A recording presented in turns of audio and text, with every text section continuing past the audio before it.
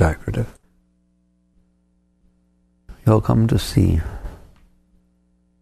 that your entire inner state is utterly and completely under your control. Your peace, your heart, your realization, depending upon how you learn to use your mind. It is not the mind that is peace. It is not the mind that is realization. It is not the mind that is joy or light or love. The mind is like the door to your house. The door is not the house, but the door is what lets you in. The door is what determines what's going on, what can come in and what can go out.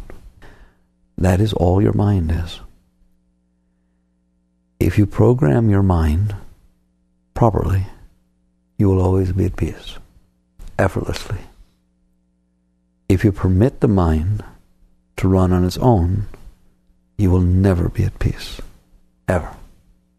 That's the way it works. So it's not about controlling the mind.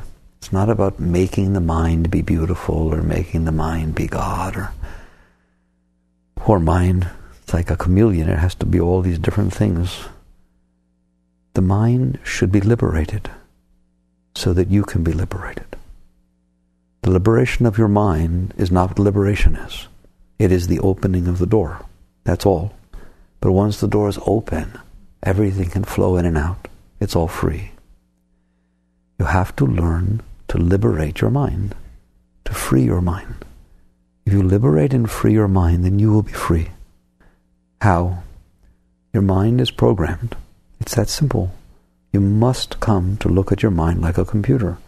I think it is just wonderful that nowadays, because of technology, that people understand these things. They have real good understanding of what it means to have memory, short-term memory, long-term memory, what it means to process things, what it means to recall things. Everything that goes on in there now goes on outside.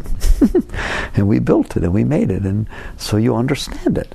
It is the exact same thing that is going on inside of you. We know what programming is.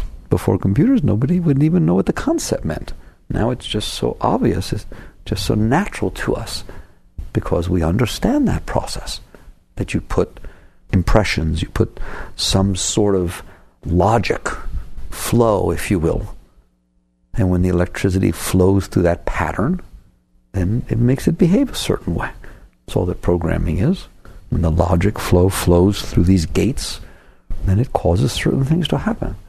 It's all your samskaras are, it's all your impressions are that drive the mind.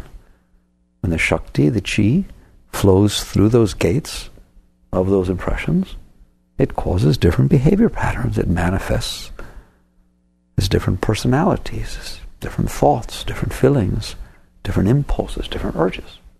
It's all about these patterns, these underlying patterns. If you want to, you can deal with them after they manifest, but that's really hard. Once the energy flows through these patterns and it starts to create thoughts and tendencies and urges and impulses and emotions and beliefs and just all the stuff it does, when it renders and manifests the result of these energy flows, the programming bears fruits, if you will, then it's very three-dimensional, it's very big, it's everywhere, and it's very hard to get your arms around. And you end up struggling in there. If you go down to the core level, to the samskaras, to the patterns themselves, that's where it is. If you wish to liberate your mind, you have to work at that level. If you reprogram your mind, you don't have to struggle anymore. That becomes your only struggle. If you don't like what the computer is doing, change the program. If you leave the program and still try to make it do something different, you're going to fight it forever. You must change the program of your mind. You don't see it as a program because you're so busy fighting what it's doing. And that's the truth. Here, you are on the outside trying to look in, trying to fight your way in. It's already manifesting. It's already building all this stuff that its program logic has caused it to do. And the soul, the self, the experiencer, is lost in this and struggling with this and trying to get some semblance of control when this machine, this computer mind, is manifesting the way that it is. You will never ever get anywhere that way. You will never win. You will struggle constantly forever. It will be a very, very, very uncomfortable existence if that's what you do. You have to use whatever effort you have, whatever chi, shakti you have, whatever will you have, needs to be applied at the right level, at the right place, if you want to win this battle. I hope you see what I'm saying. You will not win this battle if you permit all of your shakti to flow through this programming and come out on the other side. Because it's already multifold, it's manifest, it's all becomes something. It became a personality, it became a person. All right? And the soul just sits back there. It cannot fight this thing. All it can do is fight one tendency or one little thing. It cannot win, and it will never stop. You have to use what will you have, what shakti you have, to one-pointedly focus on the programming itself. And if you do, you can change those patterns. And if you change those patterns, then the energy flow will work with you instead of against you. So a lot of questions come up concerning that.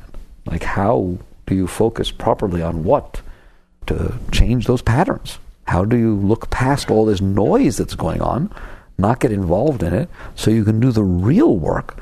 And then the second question comes, what do you change it to? If I'm going to sit there and go mining deep inside to change these patterns, what do I replace them with? What do I change them with? It's such a beautiful journey. But first, that first part, people don't get it. They think they can work with the energy after it's already out. No, you can't. You might as well stop trying, because it's not going to work. You will struggle every minute of your time. Everything, everywhere. Once the energy manifests after leaving the patterns, it completely takes over your mind. Then your mind becomes that. It's like a computer that's specialized into being a robot. You can't think of it as a computer, you have to think of it as a robot. Your car is a computer, but it's not a computer, it's a car, because it only does one thing, it's specialized, and that's what it's going to do. Your computer isn't a computer anymore. It made this person. It created this virtual reality person, and that's who it is. Now, how are you going to get out of that? It's too late. And what's going to happen once it manifests is it has its own hopes and dreams and desires and views and opinions and preferences, and it's going to look out into the world and start saying, what do you mean changing me? I'm changing that. It only knows how to be a certain way. Like to the car, whatever computer programs it's doing for fuel injection and all exhaust systems and so on, it's right. It would never think it's wrong. It has no basis for thinking it's wrong. It's the only thing it knows. Therefore, it's right. And if something's coming back through its sensory system that isn't the way it was programmed, then it's wrong. That's how strong programming is. It only knows what it knows if you're at that level. So your programming is manifesting this person, and that's all it knows. There's no objectivity there at all. And then it looks out into the world, and the world comes in through its senses. And either the world matches what it knows or it doesn't. And if the world does not match what it knows, guess who's wrong? You got it? There's no possibility that fuel injection system is supposed to be running the way it is if it doesn't match exactly what I was programmed, is there? I'm right, it's wrong. Red light goes on, fuel injection problem, not computer programming problem. It doesn't know it. It can't know it. It only knows what it knows. That is what's happening inside of you. That is who you are. That is what you've manifest. And so now when the world comes in, every bit of you says change it.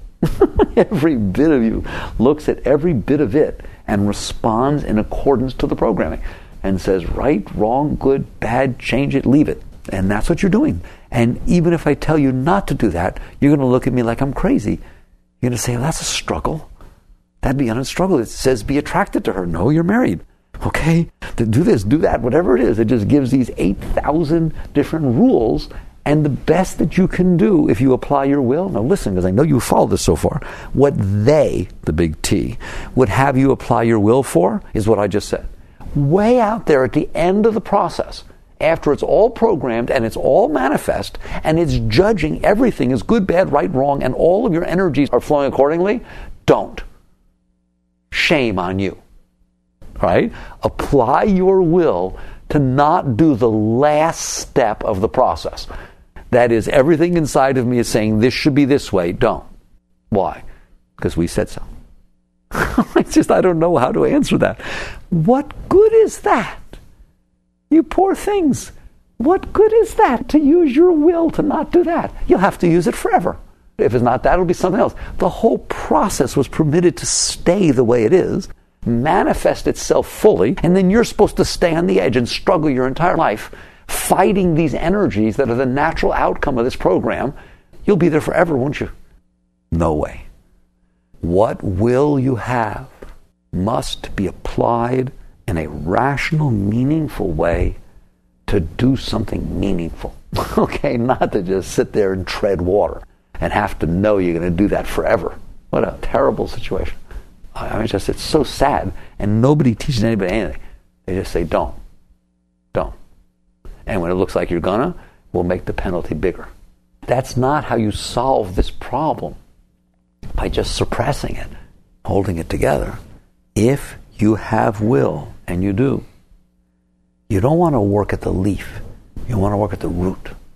And the root is the programming where the Shakti comes in, flows through the samskaras, and manifests this person who has all these behavior patterns. And if you want to be free, that's the only way to be free. Because fighting does not create freedom under any conditions ever. But if you can work with these patterns and reprogram, change how the mind works, then the energies can flow freely. You don't have to deal with them at all. You can leave, it can leave, and that's what liberation is. That's your freedom. How do you work with those patterns? I just like looking at you and just saying, if you've understood what we've said so far, and I know you have, and realize that you went through all your school. You used to study in school, didn't you? Read books. And how much schooling you went through. Did they teach you what I just asked you? How do you change those patterns, those programs? And then not only did they not teach you, they even talked about it. Yet the most important thing in your whole life, nothing, not a thing in your culture teaches you. It's the funniest thing in the world. All it takes is awareness. That's all it takes. You're going to have to expend will. Get this straight. It's not free. You're going to expend will. But you're doing it anyways. But you're doing it in a way that doesn't do any good. You'll never win the way you're doing it. You're just out there fighting at the leaf, putzing around. You're going to wake up the next day tired. You just get tireder and tireder and tireder because you're putzing around with this stuff. Here, you just get your superhuman amount of will together, and you just do this. So the first it requires is awareness and consciousness. You have to be capable of being there while this stuff is going on. It's that simple. That's what it's all about. Until you're there, teachings don't do anything for you. Figure out a way to be there so that no matter what is going on all day, be there. What does that mean? Be there, being aware that you're there and this stuff is going on. The program is manifesting and it's blowing wind in your face. And you're getting blown around, but you're still there. You're just there. It's that simple. Good. Now that you're there, you can't operate if you faint every time you see blood. You got to learn to handle the blood and stand in the operating room. You're a yogini, sit in the self. Stay conscious at all times. Be aware of what is going on. Now, if you ask me, because I don't give techniques, you know that. How? I'll give you the highest technique there is. Want to more than anything else. And you will. You have to want to remain conscious more than you want a boyfriend, more than you want a girlfriend, more than you want a child, more than you want money, more than you want people to like you. Right? It has nothing to do with renunciation or anything like that. It merely means in the end you're going to get what you want. It works like that. You just don't realize how deep the level is where that truth takes place. It doesn't seem like you're getting what you want, but you are. For example, you want to be this person who's manifesting as this program. You win. How do I know you want to be? How long you been it? Right? It's like you wake up every morning and be it. You're it all day. Okay, you must want it. Like you come here and you say, no, I want out. No, that's not true. If you want it out, you'd be out. You want to be that person. You know the level I'm talking about. It's not the conscious level, right? It's just deep fear level stuff. It's something in there really wants to be that. And when it comes down to it, they defend it and hold on to it and so on. That's the level that when I say you end up getting what you want, you do. So if you want to remain conscious, what is going to happen is you'll start to be conscious, then something will happen that challenges your program. And it says no, okay? And it says no strong enough to where you buy into that. You say, oh, no. That ain't going on my watch. And you leave your center of consciousness in order to get all involved in what it is that these energy patterns, that's all they are, remember. It's energy passing through a computer program and manifesting as all these resultant energies. Desires and hopes and dreams and fears and thoughts. It's just an energy dance. Like really, thoughts, everything are just energy. But they manifest in accordance to how they pass through the program. It's very much like the light in a movie projector is just a light, it's just a bright light, it's just pure white light. But when you pass before it, the film, then all of a sudden it becomes all these motion picture things on the screen. But they're just light passing through shadows, isn't it? That is Shakti, energy, passing through your samskaras. And instead of manifesting as a cinema on the screen, it manifests as hopes, dreams, thoughts, fears, drives, energies. It just manifests as pictured energies. And now you're in there and all that's going on. If you want to remain conscious, you must care more about remaining centered and remaining conscious than you care about any of the pictures that are being shown on the screen. If you care more about the pictures on the screen, you're going to go get involved in those. And the act of getting involved in them means you didn't stay conscious. Is that clear? So the highest technique is that you want to. So you have to want to more than anything else. Once you understand what's going on, how can you not? I mean, how can you even want to get involved in that? There's no wind. Are you the wind? Are you all these messy energies that come up in there? And all you're really looking for is, can I just be okay? You're not really looking for anything. You just want a seat in there that you're okay. You ain't going to find one unless you do what I'm talking about. You're sitting in the middle of a tornado that's manifesting day and night. And at any given moment, something can happen that you know would cause so much trouble inside of you that you couldn't see straight. You know that, don't you? Who wants to live like that? Okay. The day you decide you don't want to is the day you decide that every single second of your life you are to remain conscious. And that's a true statement. And until you can look at yourself and sit there and say, you know what? From the moment I wake up in the morning to the moment I go to bed at night, there's not a single moment that I'm not there. Not a single moment.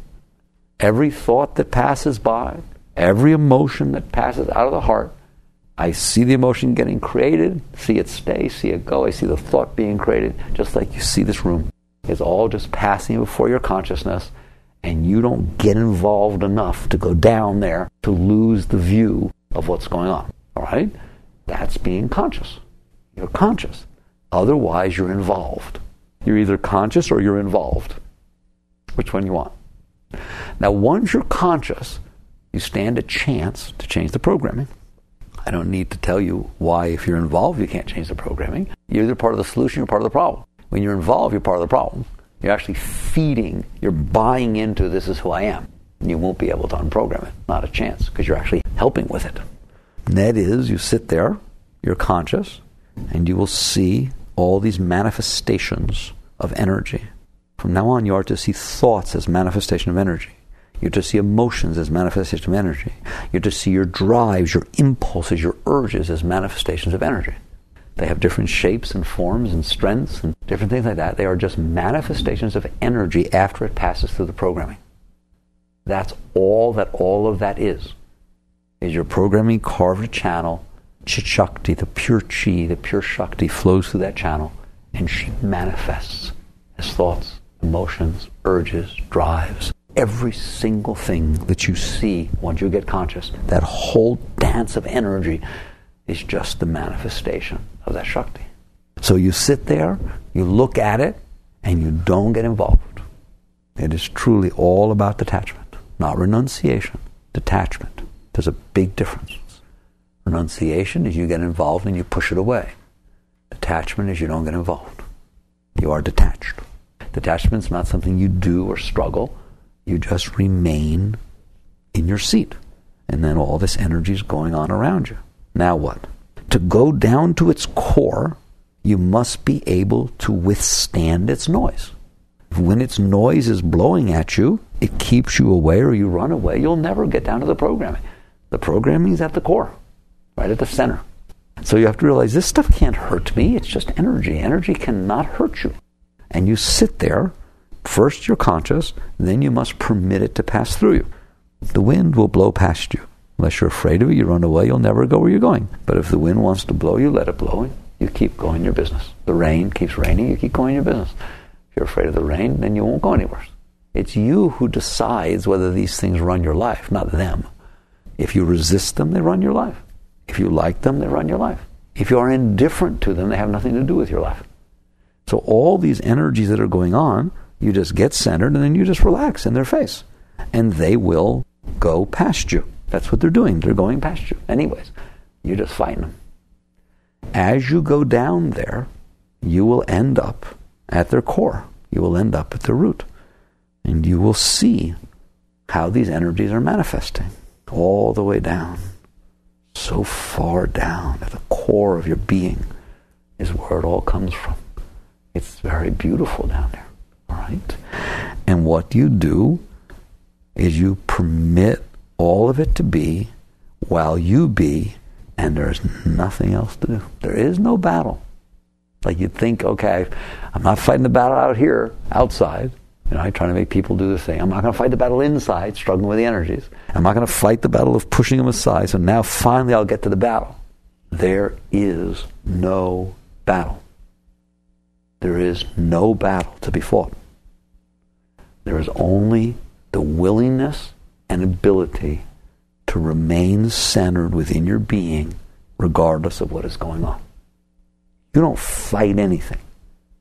There is just your ability to remain seated within the consciousness of self, experiencing whatever is taking place. It will leave. It will blow right past you. What really you will see is it's still there because you're holding it there. That programming is not indelibly written, EEPROM, burned in. It's not. That programming is very fragile, extremely fragile. To stay in place, it must be held in place at all times with energy. It's not passive, it's active. The energy being that is holding every single line of that code in place is you. It cannot hold itself in place. It's energy that's trying to go. Something must hold it there. Remember what it is. It's just past impressions that came in and got stuck. How did it get stuck? You stopped it. At some level of your being, you held that impression inside of you. So that's why there's no battle. That'd be a pretty stupid battle if you're fighting it from going past you. Now you're going to figure out while you're fighting it how you're going to fight it to go. That's absurd. You got to move back, not forward. So if you can just sit there, conscious, centered, aware, without reacting or running or doing anything, what you're doing is holding your energy within yourself. Because you're withstanding and withholding the energy of yourself, you're going to get closer and closer to that line of code. And what's going to happen is, you won't see it at first. What's going to happen is, because you didn't respond and react, the energy that at a very subtle, subconscious, deep level you were sending to that code to hold it there will no longer go there. Because you're not afraid of that code anymore. You're not afraid of this wind. You don't have to react to it. When you're able to sit in its presence, it's over. And it just dissipates. It disappears. It's just, that's how some scars go. Any of you that have ever been at that point, they're just there one day, gone the next. You don't know where they went, but they were there before. Now they're not. It used to be this happened, you'd get weird, now you don't anymore. Can't put your finger on it. That's what happened. You stopped holding it there. So I'm telling you, there is no battle. There's just the willingness to be in its presence. If you can sit in its presence, it will go. And these things just start going. In truth, I've just explained to you why meditation works. Meditation is not the end in and of itself, but obviously meditation does just what we talked about. Meditation is the practice of sitting there without getting involved. At a minimum, that's what it is, right? Because you can sit there without getting involved, the energies are pulling into the self away from the samskaras. And little by little, this stuff's going to start to melt. But if you go even deeper during the day, to where no matter what's going on, you stay centered and conscious, and no matter what happens, you do not engage. You do not get involved in those energies, no matter what level they're at, right? you will find yourself face to face with the lines of code, with impressions that are causing this to happen, and you say, okay, then what do? Nothing. There's never anything to do. That's the highest thing to do, is nothing. If you could actually do nothing, you'd be enlightened. As simple as that. You sit in there and you quiet down and you just keep your hands to yourself. And what will happen is the lines of code will start falling away. Little by little, one by one, fast, whatever. They will just go. And different situations in life will manifest different ones, bring up different ones. It's always the same thing. You do nothing. You just sit there and relax and be completely open, and they will start to go. Now what you're going to see is that what ends up going, we talked about how do you actually reprogram the mind. What ends up going is this concept of judging. This concept of setting aside what you like from what you dislike. This concept of preferences. When you stand face to face with the source of preferences, with the source of preference itself, not preferences, the source of preference, why are you differentiating? Everything in this world is exactly the same. It's the world. The ocean is the ocean. The planet's the planet. The galaxy is the galaxy. Everything in this world is exactly the same. It's just something that is. Everything. And when you get down to this planet and what goes on it, or your mind and what thoughts you have, or it's like, you must admit it's a little absurd that the mind is focusing on that, don't you?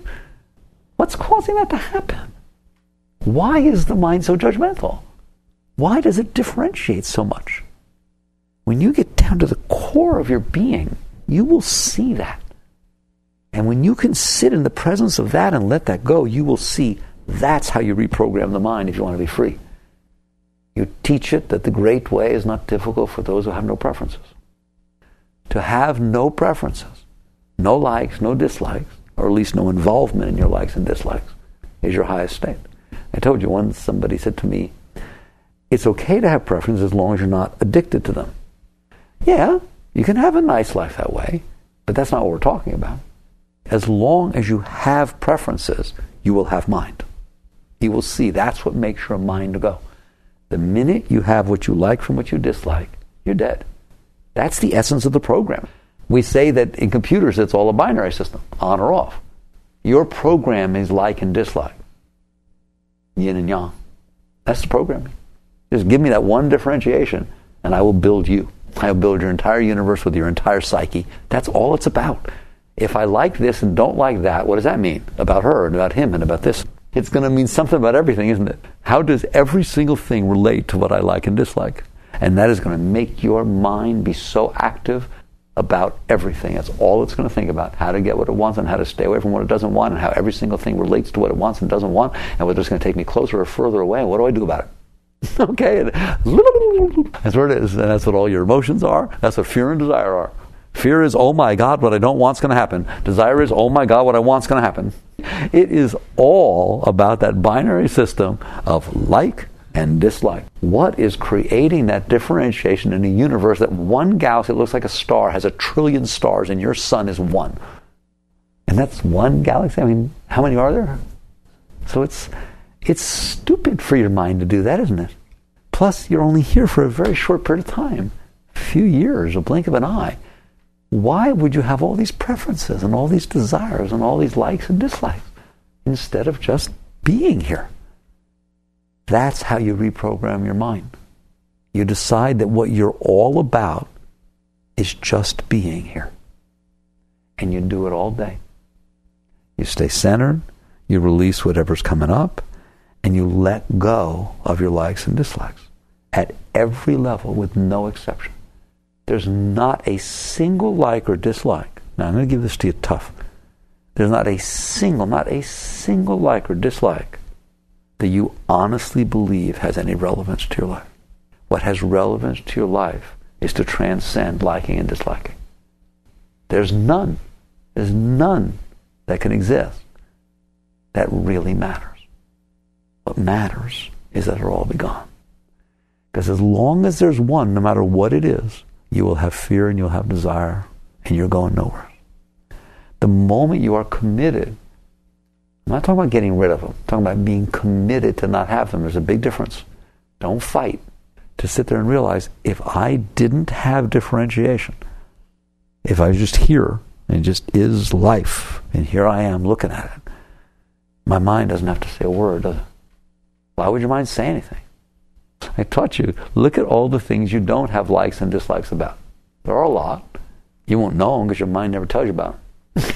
Your mind doesn't say a word about them. It won't even remind you of them. Why would it waste its time? And there's billions of them. It don't say squat about them. Let's talk about something meaningful. Meaning something I like or something I don't like. And that's what the mind wants to deal with. If you undercut its likes and dislikes, there is no mind. That's how you do it. So when we talked about how, I showed you how, then I said, what should you reprogram it with? That. Nothing. Reprogram it with the empty set. Reprogram it with null. Set all variables to null. Nothing. Nothing. Look how Zen it is. Isn't it beautiful? That would end up like that. Very, very deep Buddhist. When there is nothing at the core of that preference maker, of that differentiator, it differentiates, doesn't it? Look how much differentiation there is. When you are willing to let go of that, right now you'll see it's not easy to let go of. There's a reason you differentiate. Do you know what it is? Fear. That's the reason. The whole thing is happening because of fear. You think that by differentiating, you'll be okay. It's the solution. Break it all down, analyze it, and put it back together in a way that works for you. That's how you'll be okay. It's just all a protection mechanism to try and hide and deal with the underlying fear and insecurity and lostness. If you no longer permit differentiation, that too will go. And you won't be lost anymore. At the levels I'm talking, it's very beautiful to go to those levels. The more you go into deep truth, the more you are a Buddhist, a Taoist. It's where the absolute clearest truth exists. They speak in Zen, in Buddhism, of a thing called the undifferentiated mind. The undifferentiated mind. In fact, you will find Buddhist writings that capitalize M in the word mind, and who speak of mind as other scriptures speak of God. They talk about the great mind. The Buddha merged with mind. Right? What is that? I thought we were getting rid of mind. The undifferentiated mind is another term for consciousness. When you sit and just see consciously, you'll notice the tendency for thoughts to pop in your mind. It's so easy to see them. Again, I told you once, your greatest meditation is just see the room without thinking. Just take it all in. Then watch what happens when you start to think. You'll think about one part of it. Thoughts will start to show up on the backdrop of just seeing. Now you see a thought versus no thought. The thought is differentiated mind. You've made all these different forms about it in the sea of mind. They're like little fishes. The ocean in which they swim, what do you want to call that? I don't care, it's just words. You want to call it undifferentiated mind? Fine. God is undifferentiated mind. You want to call it consciousness? Then it's consciousness. They're just words, aren't they? If it's undifferentiated, it's universal. It has no qualities, it's Brahman. It all merges at that level, at the level of undifferentiation. That's when it's all one, isn't it? So when you drop back behind that, I prefer to call it consciousness because we use mind to mean something else and it gets confusing. Okay? But I don't have a problem with somebody who would sit there and say, well, how do you know back there that's watching the thoughts is not mine? It's fine as long as it's undifferentiated mind. Because if it's undifferentiated, it's void. No. And there's no difference in his and mine because it's undifferentiated. Right? It becomes universal mind. That's what's back there, is universal. I don't care whether it's universal God, universal consciousness, or universal mind. They're just words, aren't they? So don't get caught in any of this. But the key is the undifferentiation. When you are willing to release these patterns, it becomes undifferentiated. When it is undifferentiated, there is no mind. It has no basis for being. It will not manifest anything. The code is gone. It just is still, it's quiet, it's peaceful. That's where peace comes from. And in that peace, you'll experience tremendous, pure energy. The energy that's not running through the code set. Just pure electricity, flowing freely. But how does it manifest? It manifests as itself. It manifests as God. It manifests as the pure Shakti flowing without any patterns of differentiation. That's what a master is. You understand? You stand in the presence of a master. That's what you feel. There's just pure energy. So, this is your understanding of mind. This is right understanding of mind. Right now, mind owns you. The differentiated mind owns you. And it's a struggle, isn't it? But there really is no battle. There is no struggle. It is your willingness to not get involved that keeps your energy pulled back into the self and releases these samskaras. It releases these patterns. Because in detachment, your energies are staying centered within the self. Therefore, they're not feeding the samskaras. When they don't feed the samskaras release. When the samskaras release, all the energy flows freely. Detachment is equivalent to liberation. There is no difference, right? When it's all said and done, true detachment. Now, unfortunately, people misunderstand detachment or renunciation for detachment. Like, I'm totally detached. I don't touch this. I don't touch that. That's not detachment, okay? That's attachment, but fighting what you're attached to. Detachment is to remain within the self and to unhook your interest, your attention from the objects that you're looking at. You detach them. It's a neat word, isn't it? You detach your consciousness, you detach your awareness from what it's focusing on. And it pulls back into the self. And once that happens, that's your whole thing, is to sit in the self. If you can sit in the self, all the rest is going to happen, isn't it? You see why now? It all unravels. The mind falls away. You do not struggle with the mind. You permit it to fall away. And when it falls away, you get to fall back behind it because it can't hold you. Just like an atom, when they bombard it, it becomes unstable. It falls apart, it's no longer an atom. What does it turn into? Light. That's what happens to you. This whole pattern is holding itself together. The energy flows through the samskaras, it's creating all the noise. The self is involved in the noise. It's all a force field that's holding itself together.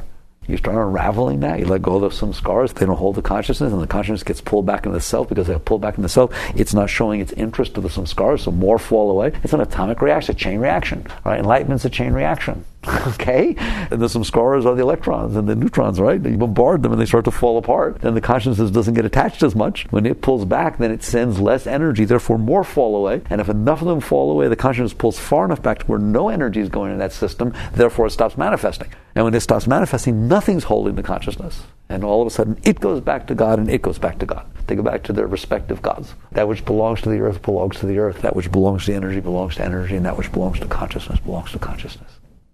And it's over. Very good. Work with these things. Jai Gurudev.